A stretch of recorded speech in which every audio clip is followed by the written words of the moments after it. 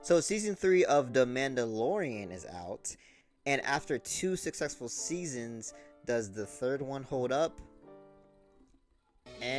Overall, this season was disappointing. There wasn't anything that blew my mind, and there were some glaring problems that holds the show back. For example, I wasn't a big fan of some of the episodes. They were hit or miss for me. A few episodes were there to build up the story or future storylines for future shows. Then there were episodes that just didn't need to be there. They felt random and dysfunctional. Now I'm all for episodes that aren't tied to the overarching story. I actually prefer if we get some episodes that are focused on world building or exploring the main characters. But certain episodes weren't engaging and didn't add anything to the overarching story. Some of them felt like filler and I was not having a good time. For some reason, instead of focusing on Mando, we were focused on Bo-Katan. And I don't mind her as a character at all, but it really started to feel like it was her show more than Mando's. I personally don't like it when the side character gets more of the spotlight than our main character. I feel like Bo-Katan isn't a strong enough character to carry a show. She doesn't have a great story and the show did not build her up in an engaging way. Yeah, it was cool to see her represent 2 different traditions for the Mandalorians, but she's not good enough to carry this entire arc. I wasn't that engaged with her character and I wanted to see more out of Mando and Grogu. Throughout the show, it just felt like Mando was a side character and I didn't like that. I personally don't have an issue with exploring more things about Mando. His story does not have to be finished. It feels like they gave up on his character during this season and I didn't like that. They should have used his character more, but they failed on that aspect. What made the first 2 seasons great were Mando and Grogu's dynamic. But it's not the same in this season and I didn't like how they were not really focused on this. Now again, even with my criticism before about Bo-Katan, we did get moments with Mando and there was, in the beginning of the season, how Mando was trying to redeem him from his sins. That's fine and that works, but it just wasn't consistent enough. And the same thing with Mando and Grogu's dynamic. Yes, we do see moments with them, but it just wasn't as consistent and it didn't seem like the creators were focused on this dynamic. It just seemed like they were focused on other things in the show, and one of those things were Bo-Katan, which I did not like. So Mando and Grogu's dynamic is just not the same in this season, and I didn't like how they were not focused on this. It seemed like they were concerned with every other aspect of the show and forgot about our main character, Mando. This is extremely disappointing considering not only how strong Grogu and Mando's dynamic is, but how strong of a character the Mandalorian is. It is misused in the season and like I said before, it's really disappointing. I felt like some of the things focused in this show were misused. For example, instead of establishing the main conflict and villain from the beginning, we get more time with characters that don't need a lot of screen time. Even that little side arc we had in the beginning, that didn't need to be half an episode. That could have been at least 10 minutes. That was way too long in my opinion. And considering that they did not build up the main conflict and villain, by the time you get to the final episode, it doesn't feel satisfying.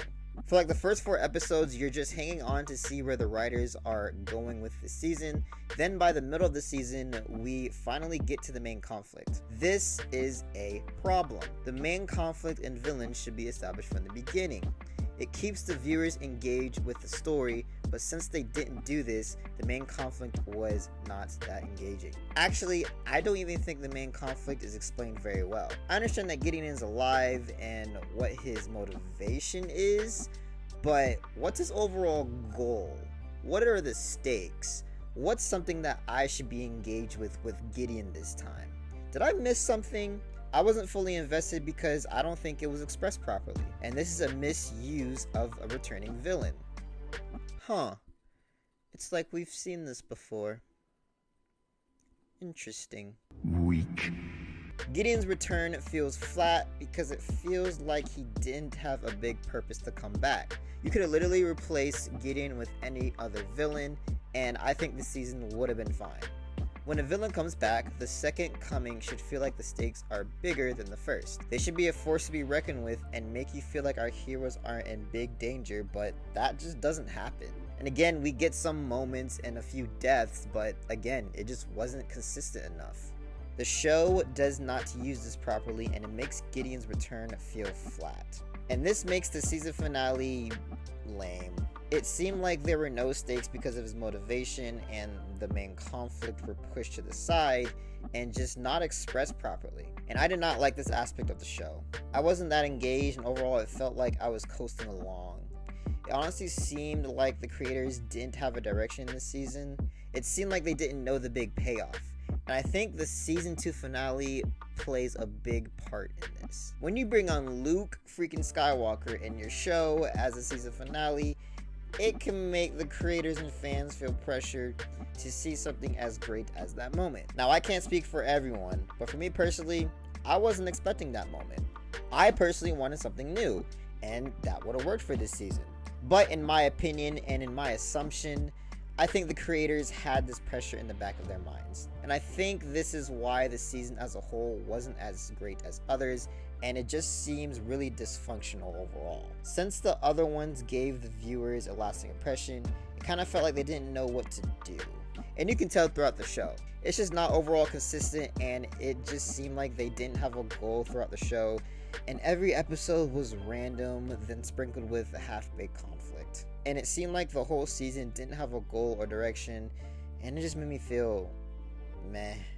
This season as a whole was extremely disappointing and honestly just meh. There were some things that I did like, but honestly I wanted to highlight the disappointment of this season.